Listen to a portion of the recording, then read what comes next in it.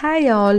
இன்றைக்கி வந்து குழந்தைங்களுக்கெலாம் கொடுக்கக்கூடிய இந்த ஃபார்முலா மில்க் இருக்கு இல்லையா, ஸோ அதை வந்து அந்த பவுடர்லேருந்து நம்ம எப்படி பாலாக ரெடி பண்ணுறது அப்படின்றது தான் இன்றைக்கி வீடியோவில் பார்க்க போகிறோம்.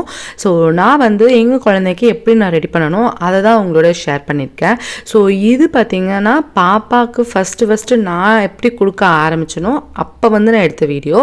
ஸோ இந்த வீடியோ பார்த்திங்கன்னா 2022 எடுத்த வீடியோ, ஓகேவா.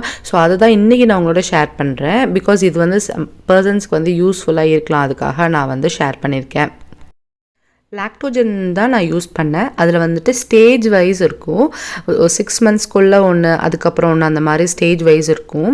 ஸோ வந்து நான் வந்து ஸ்டேஜ் 1 வந்து யூஸ் பண்ணேன். 6 மந்த்ஸ்க்குள்ளவே வந்து யூஸ் பண்ணோம். ஸோ அதுக்கான ஃபார்முலா தான் இது. இது எப்படி யூஸ் பண்ணேன் அப்படின்னு பார்த்தீங்கன்னா, ஸ்டேஜ் 1ல் இருக்கக்கூடிய அந்த ப்ராடக்ட்டை நான் வாங்கிட்டு அதை அன்பேக் பண்ணேன். உள்ளே வந்துட்டு பார்த்திங்கன்னா ஒரு ஸ்பூன் கொடுத்துருந்தாங்க. அந்த ஸ்பூனுக்கு பின்னால் 2 ஹோல்ஸ் கொடுத்துருந்தாங்க. இது எதுக்கு கொடுத்துருக்காங்க அப்படின்னு பார்த்தீங்கன்னா, நம்ம அந்த பவுடர் நம்ம எடுக்கும் போது எக்ஸஸாக இருக்கிறது எல்லாமே கீழே கொட்டிடும். அண்ட் வந்து எக்ஸஸாக குழந்தைக்கு போயிடக்கூடாது, அதுக்காக வந்து அளவாக இருக்கணுன்றதுக்காக தான் இந்த ஸ்பூனை வந்து ஹோல்ஸ் போட்டு கொடுத்துருக்காங்க. அண்ட் நம்ம வேறு எதுக்குமே வந்து இந்த ஸ்பூனை யூஸ் பண்ணக்கூடாது, இந்த பவுடருக்கு மட்டும்தான் நம்ம யூஸ் பண்ணணும். ஸோ அதுக்காக வந்து நம்ம தனியாக வந்து ஒரு பாக்ஸில் போட்டு ஸ்டோர் பண்ணி வச்சுக்கணும். அதுக்குள்ளே வந்து பார்த்திங்கன்னா ஒரு அலுமினியம் ஃபாயிலுக்குள்ளே தான் வந்து குழந்தைங்களுக்கு தேவையான அந்த பவுடரை வந்து ஃபில் பண்ணி வச்சுருக்காங்க.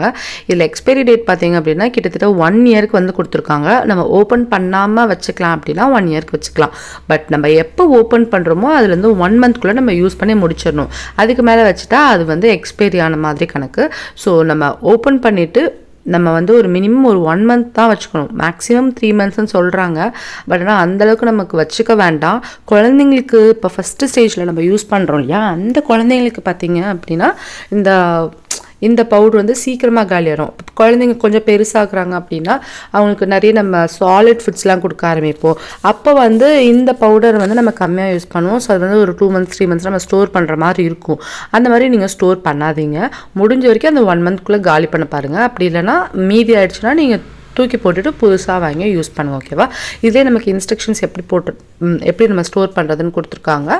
ஸோ அது வைஸ் வந்து நம்ம ஸ்டோர் பண்ணிக்கலாம். அழகாக வந்து கட் பண்ணிக்கலாம். நம்ம சும்மா மேலால் கட் பண்ணுவோம்ல, அந்த மாதிரி கட் பண்ணக்கூடாது, சைடில் மட்டும் ஃபுல்லாகவே இந்த மாதிரி கட் பண்ணிவிட்டு நான் பேக் பண்ண மாதிரியே பேக் பண்ணி அப்படியே ஒரு பாக்ஸில் உள்ளே வைக்கணும்.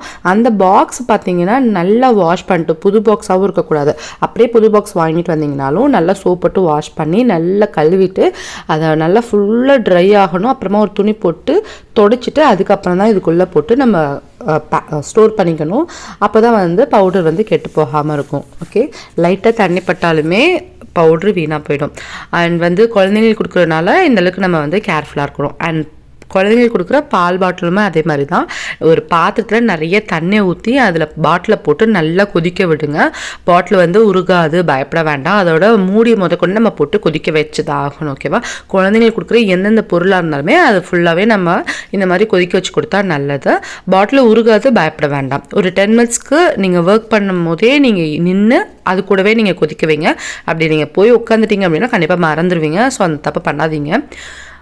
ஸோ பாட்டில் வந்து நல்லா வந்து கொதிக்க வச்ச உடனே அந்த கையோடு எடுத்துருங்க. எடுத்துகிட்டு பார்த்தீங்கன்னா வாட்டர் ஃபுல்லாகவே கீழே வந்து உதறி விட்டுட்டு அதுக்கப்புறம் அதுலேயே அளவு கொடுத்துருப்பாங்க. ஸோ 30 ml 60 ml அப்படின்னு கொடுத்துருப்பாங்க. நம்ம ஒரு ஸ்கூப் பவுடர் வந்து நம்ம 30 mlக்கு வந்து நம்ம யூஸ் பண்ணலாம், ஓகேவா. ஸோ குழந்தைங்களுக்கு ஃபஸ்ட்டு கொடுக்கக்கூடிய பால் வந்து 1 மணி நேரத்துக்கு ஒரு வாட்டி இல்லை 2 ஹவர்ஸ்க்கு ஒன்ஸ் அப்படின்னு சொல்லிட்டு நம்ம 30 ml நம்ம தாராளமாக கொடுக்கலாம். அதுக்கப்புறம் குழந்தைங்க குடிக்கிறதுக்கு தகுந்த, அவங்களுக்கு பசிக்கு தகுந்த நம்ம 60 ml 90 ml நம்ம மாற்றிக்கலாம். இருக்கிறதுலேயே ஒரு குட்டி பாட்டிலாக வாங்கியிருக்கேன். அதில் வந்து பார்த்திங்கன்னா 30 ml மட்டும் பாப்பாவுக்கு கொடுக்க போகிறேன். ஸோ அதுதான் வந்து உங்களோட ஷேர் பண்ணியிருந்தேன். ஸோ தண்ணி எப்படி இருக்கணும்னு பார்த்திங்கன்னா நல்லா கொதிக்க வச்சு வெதுன்னு இருக்கணும். ஸோ அந்த ஸ்டேஜில் இருக்கும் போது தண்ணியை நம்ம வந்து ஒரு அந்த பாட்டில் அளந்துட்டு இன்னொரு பாத்திரத்தில் ஊற்றிக்கலாம். ஸோ அந்த பாத்திரத்தில் நீங்கள் ஊற்றும் போது எப்படி இருக்கணும்னா அந்த பாத்திரமும் நல்லா விலக்கி கழுவி சுத்தமாக இருக்கணும். ப்ளஸ் முடிஞ்சால் நீங்கள் வந்து அடுப்பில் தண்ணியில் போட்டு கொதிக்க வச்சு எடுத்து வச்சுக்கலாம். ஸோ எல்லாமே வந்து ரொம்ப சுத்தமாக இருக்கணும். அதுக்காக தான் சொல்கிறது. எந்த கிருமிகளும் குழந்தைங்களை வந்து ஈஸியாக அட்டாக் பண்ணிடக்கூடாது அப்படின்றதுக்காக தான். ஸோ அது கூட வந்து ஒரு ஸ்கூப் ஒரே ஒரு ஸ்பூன் பவுடர் எடுத்து நம்ம இதில் போட்டு நல்லா கலந்துக்கலாம்.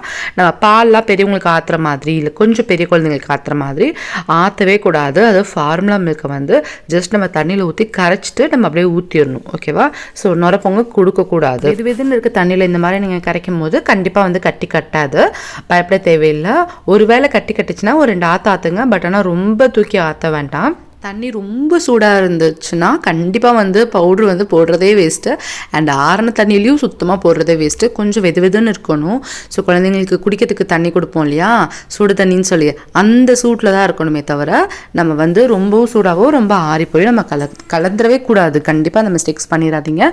ஸோ இந்த அளவுக்கு நீங்கள் வந்து கலந்துட்டு அதுக்கப்புறம் பாட்டிலில் போட்டு மூடி அதோட சீல் மேலே ஒரு கேப்பரோட அதையும் போட்டு மூடி வச்சுக்கோங்க. ஒரு 1 hour வரையும் நம்ம தாராளமாக வெளியில் வச்சுக்கலாம்.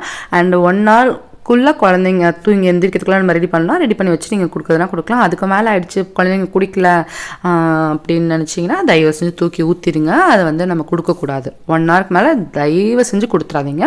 அதுக்கப்புறம் மறுபடியும் நம்ம வந்து அந்த பவுடரை வந்து கரெக்டாக நம்ம முன்னாடி சொன்ன மாதிரியே பேக் பண்ணி அப்படியே சீல் பண்ணிடுங்க. ஸோ இது மாதிரி தான் நம்ம வச்சுக்கணும். அப்போ தான் வந்து ஏர்டைட்டாக வச்சுட்டா தான் எறும்பும் முக்காது, அதே சமயத்தில் பவுடரும் ரொம்ப நல்லாயிருக்கும். அண்ட் வந்து நான் சொன்ன மாதிரி எந்த விதமான கட்டியுமே கட்டலை பார்த்தீங்களா. ஸோ அதுதான் மெயினாக. கட்டி கட்டாமல் இருக்கணும்.